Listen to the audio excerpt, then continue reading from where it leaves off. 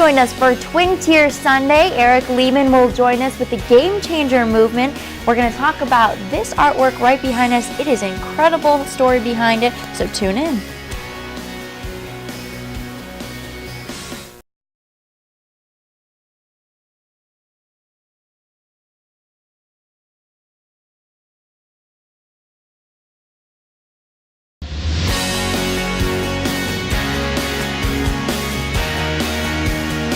You're watching Twin Tier Sunday with Jennifer Sheahen.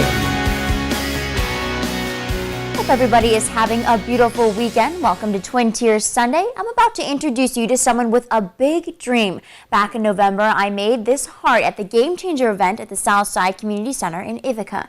Now you might be asking, what is a game changer? Well, under this lovely red paint is a violent video game made by families and kids who stepped away from the game controller and back into reality. Take a look.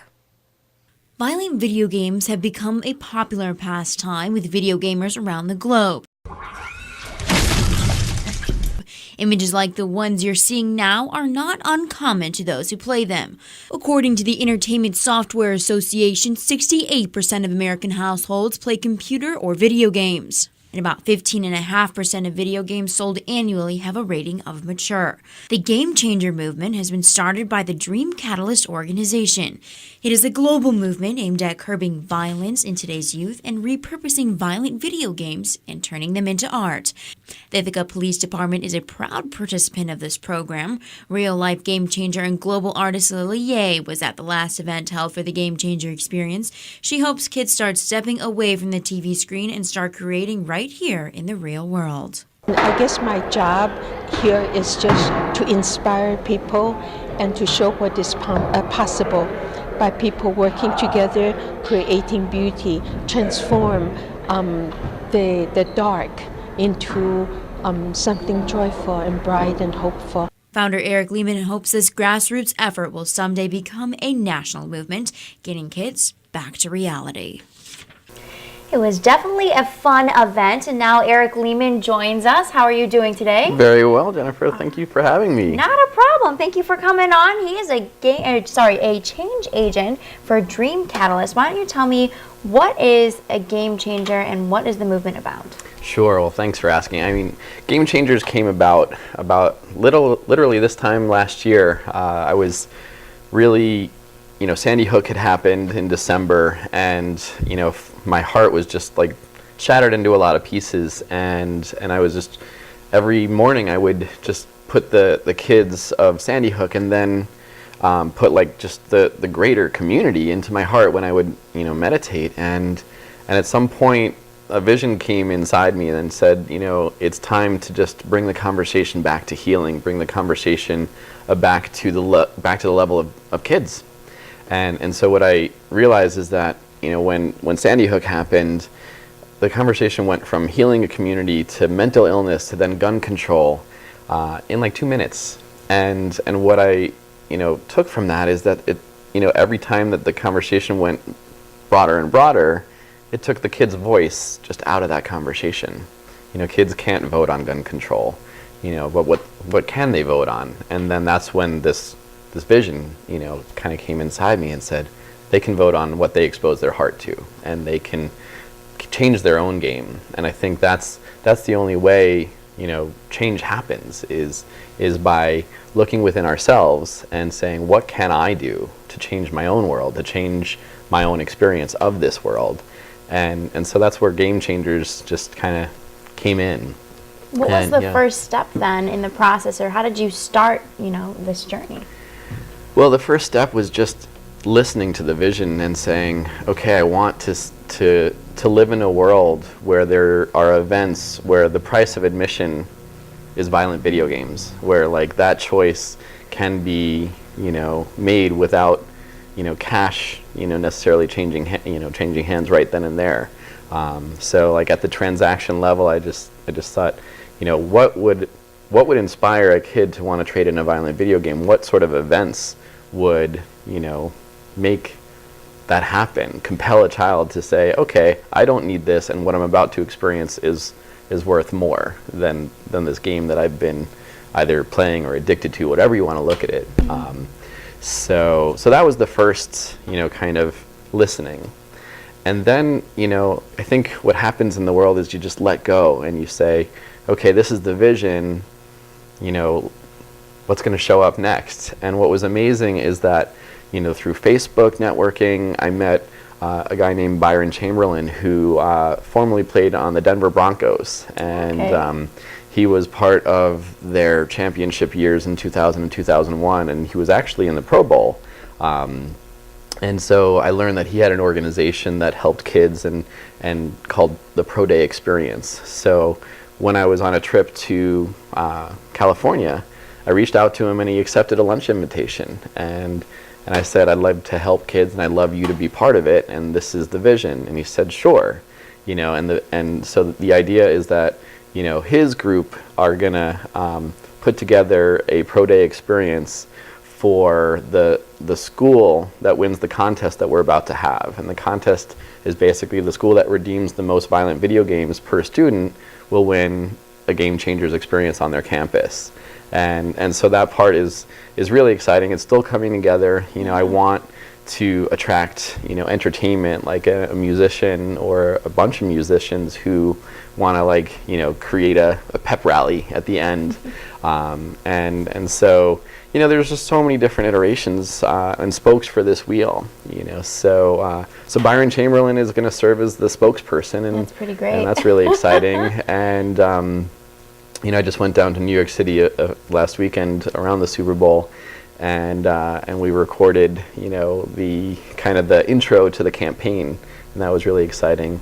And in the restaurant where we met up, there's Barry Sanders, like one of the top 5 players of all time. Definitely. Just like 2 tables away. And then in the hotel lobby, there's Jerry Rice, and I'm like, all these people have a chance of being part of this movement because it's just time. It's time to use our celebrity and our notoriety to make change in this world and to let kids know that a different alternative is possible. That's wonderful. Now, here locally, though, when the community comes in to the Southside Community Center in Ithaca, what do they do while they're in the center with you?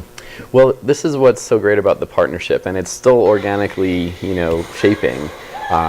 Southside Community Center has a program called Who's Got Game, and basically that vision is exposing kids to pro-social video games that are like dancing or athletic, kind of Madden, or just all these things that I mean the technology wasn't even around when I was playing video games as a kid, but they'll the game will actually look at you and record your movements and then project them on a screen, in sort of a dance competition. I mean, it's a really beautiful partnership. So there's that, we're going to have a few setups there where kids are playing those games, and then we're going to have an art setup where we're going to, paint and shatter violent video games and turn them into pieces. It's absolutely gorgeous. This is what they were working on for the last month, but this past weekend when I went to go visit, this was laying on the table and I shot it and filmed it, and it was absolutely gorgeous. It turned out absolutely stunning. These are all violent video games right here. Look at them, look beautiful now. So right after the break, we're going to learn more about Eric's history, kind of how he came about with Dream Catalyst, which is something else that he's working on. So we'll see you right after the break. Twin Tier Sunday will return in a moment.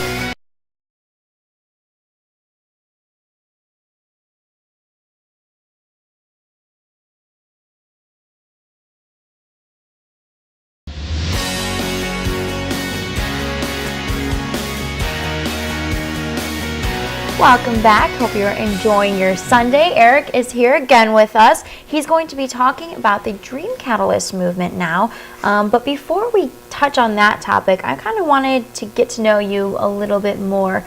I had read online that some years ago you were actually living in a homeless shelter for 50 days. Why don't you tell me kind of how you got there, why you were there, and your experience?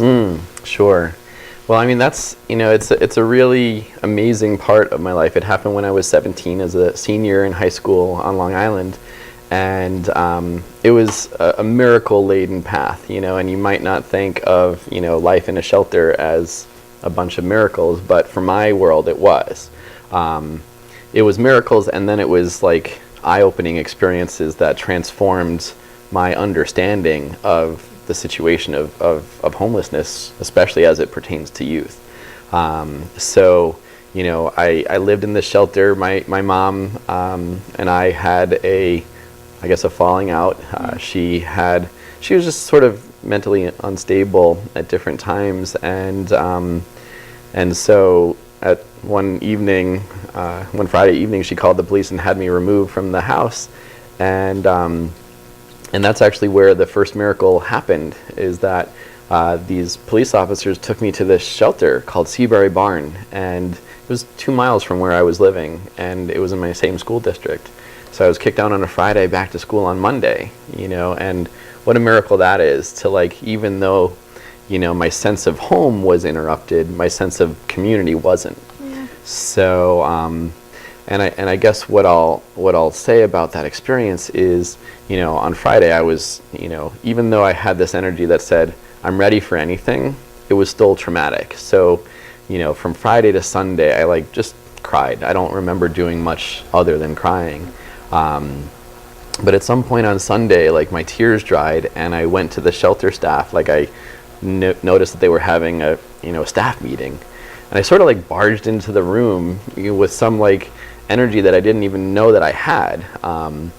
And I just said, I've got, you know, this stuff going on. I'm in theater arts. I'm a singer. I work, and I don't want any of that stuff to change because I live here. Yeah.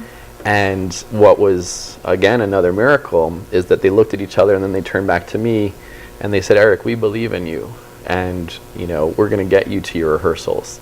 And so, like, what I took from that is that my dreams were still intact. You know, I didn't, even though my sense of address was different, I still was on my path. And that was, like, such a blessing, just to, even though I was getting off the bus, you know, going to a homeless shelter, that, you know, when it was time for rehearsal, whether someone was on the clock or not, they got me to and from every single rehearsal for 50 days. And I mean, so, you know, it was a reciprocal relationship, because, you know, I was the oldest that you could be in order to live in this youth shelter. And so I started taking some of the kids under my wing and, you know, sort of showing up as an uncle or father figure. And I remember, like, you know, making chicken cutlets in the shelter, you know, because, like, I had a tradition of just knowing how to cook a few things. Yeah. And to make that shelter my home was beautiful. Like, and it was just great to have, you know, like, the ability to tell the shelter staff, we're going to need, you know, 30 chicken breasts, you know, and they just went out and shopped and got them, you know, and just kind of made me, you know, understand that home could be anywhere. That is wonderful. Yeah. I can definitely see why you're so deeply rooted in the community in Ithaca, and why you want to have kids around and participate with them and kind of get them away, you know, from the games and kind of back to being with their families and their homes, because that's something that you needed when you were 17 and you found in different places. So I think that's wonderful that you're kind of bringing that energy and that vibe to Ithaca. That's something really great. How did you get to Ithaca? Or Cornell, I should say, from what I was reading. Right, yeah. So, I mean, and I think that's where, you know, the miracles, you know, kept on happening, is that, you know, I guess when I share that I was in the shelter for 50 days, it was a 30-day shelter. So, like, you're supposed to actually go somewhere else or have a different plan after 30 days. And because of the dynamic we had, they didn't really enforce that. But at some point I learned that it was a 30-day shelter. And so I then developed the courage to start telling my friendship network, you know, I'm in the shelter, like, what do we do now? Yep. And that's where that's the time when my friend Justin Mason came home from school and told his mom, Melanie, that, you know, he had this friend in the shelter, what do we do? And that night she called and she said, you know, Eric, we've got this extra bed at our house because they just sent their daughter away to school at Duke. And, you know, why don't you come stay with us until you can work things out with your mom? Yeah. So the funny thing is I actually declined that opportunity, you know, initially, because I was so optimistic about, like, family counseling and thinking that I could, you know, get back to a trusting place with my mom. But a week later, you know, when one more session came and went and we weren't in that trusting place, I called them to see if, you know, the offer was still on the table, and sure enough, it was. Wow. And so they took me in, and I mean, imagine a 17-year-old who is like just catching up on eating, because during that stage in your senior year, like I think all I did was like eat and study, and so they took me in, just showed me unconditional love, and then as the relationship continued, they spoke with my guidance counselors and they saw my transcripts. And at the time, I was only applying to Geneseo State University because I thought I could afford it. But like I said earlier, like they sent Shannon, their daughter, to Duke, and what I didn't know is that that she had left behind a Cornell University application that was totally blank. So Melanie Mason pulls this application out and she says, "Hey, fill this out. We'll pay the application fee." It was like $60, $65, and we sent it in. She held my hand through the entire process because I was going through a lot of stuff. Yeah. And then in April that year, got the acceptance letter, and then that was the big moment, is that I was just like acceptance letter in hand, with Melanie Mason sitting there with tears in her eyes. Yeah. I was like, "What does this mean?" And she said, "Well, Eric, we firmly believe in giving all of our children the first 4 years of their education." And I'm like, I'm still kind of stunned because I'm like, "What does this mean?" And she's like, "We're going to send you to school." Oh my gosh. So like in that moment, like I learned that, again, my dream was intact, and again, oh, thank you. Like they call me their son, and like that was like, I felt it, but I didn't know it, like I didn't like hear it until like April, that they really looked at me as their son. So that was a really beautiful moment and I think when stuff like that happens, when miracles, when investments are made inside your heart, like that's where pay it forward energy comes. Yeah. It's not about giving back, it's about paying forward and saying, when you experience this miracle at, 17, 18 years old, there's nothing like, there's no way I can write them a check to thank them. The best way I can show up to that generosity is to just be of service the rest of my life. So that's wonderful. That's kind of what. That's how it got you here. Quite the story. Yeah. I didn't know that. Mm-hmm. Oh my gosh. Well, right after the break, we're going to learn about more of the studies that you did at Cornell, more about the Dream Catalyst, and all of that. So stay tuned. We'll have lots more right after the break. Twin Tier Sunday will return in a moment.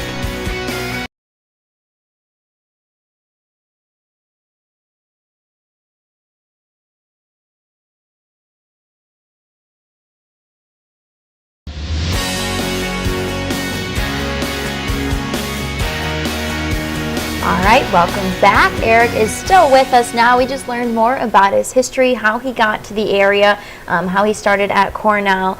And now tell me, while you were at Cornell, did Dream Catalyst kind of spur out of that, or was that after you went to college? Well, everything is sort of an organic evolution. When I was at Cornell, I founded an organization called the Cornell Coalition for the Homeless because, that was my most recent experience. And I, through that understanding, through that, growing that organization, I learned a few things. And I learned that I loved fundraising. I learned that I had sort of a knack for just going out into the community and engaging folks in the mission I was up to. Yeah. And so we would create these T-shirts where I would just, kind of come up with a picture or an image or have a contest within the schools, and then we'd create a campaign, and I used to get like $50 for each business to put their name on the back of the shirts, and then we would just go out into the community, sell them, and then use those funds as a pool of funds to make microloans so that we can get people out of homelessness.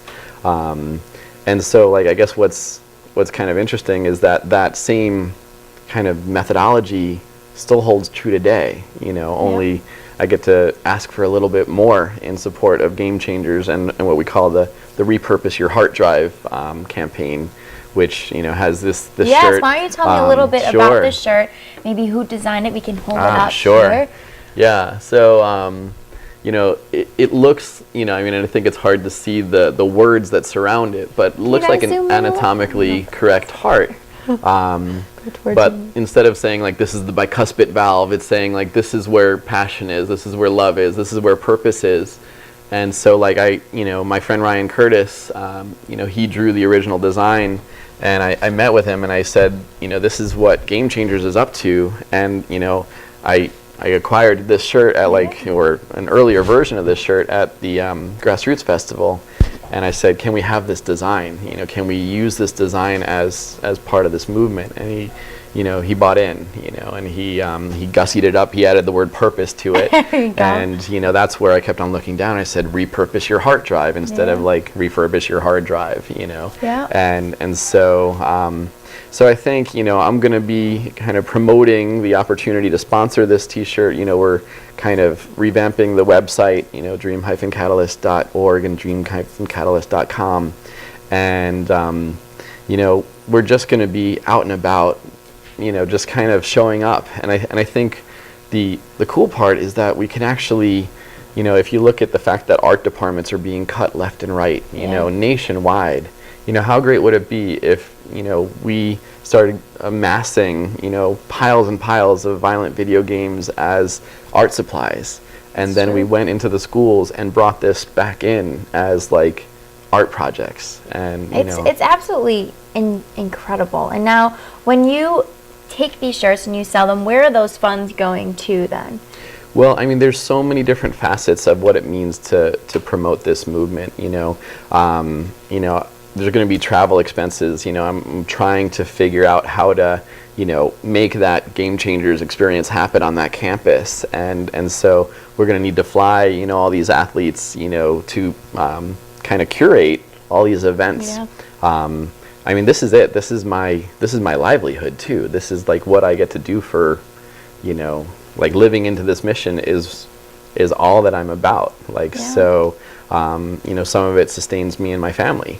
And I think it's important to say that, because when not-for-profits happen, many people don't kind of put that in with intention to their budget. But it's important. I get to eat through some of these funds, and that's an exciting thing to watch this movement unfold and have it help sustain my family. And so that's that. And travel expenses, promotion, marketing, and then, eventually trying to hire kids who have faced homelessness, to help produce these events with me. That's wonderful. Yeah. Now, what schools do you have involved right now, or have you not reached out to them quite yet?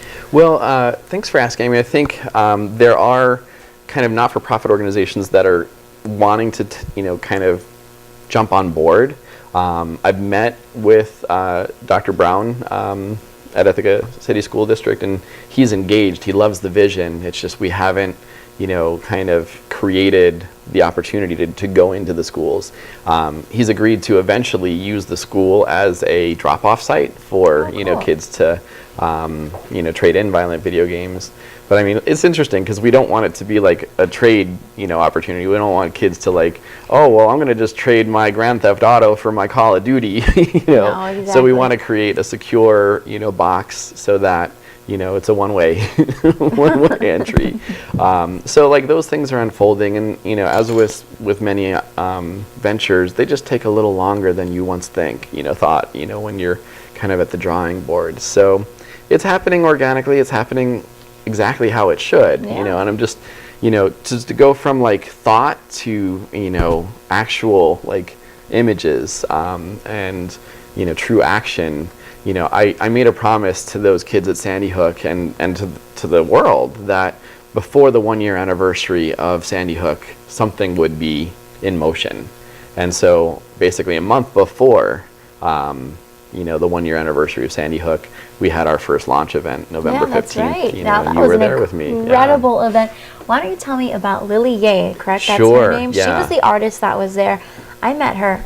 Let me tell you, she's an incredible person. Mm-hmm. She totally is. And she's really the first person who came into my heart. Once this vision entered and I started listening to it, I'm like, okay, who do I know? Who have I met in my, Rolodex that can, single-handedly put this movement, from concept to art, and Lily Ye was like the clear name that just came back. She was. That's a lot of Yeah. what she did. Her art is about, kind of going into communities around the world and repurposing their things that they have to make art within the community, and it was incredible what she was showing us Yeah. that she had done.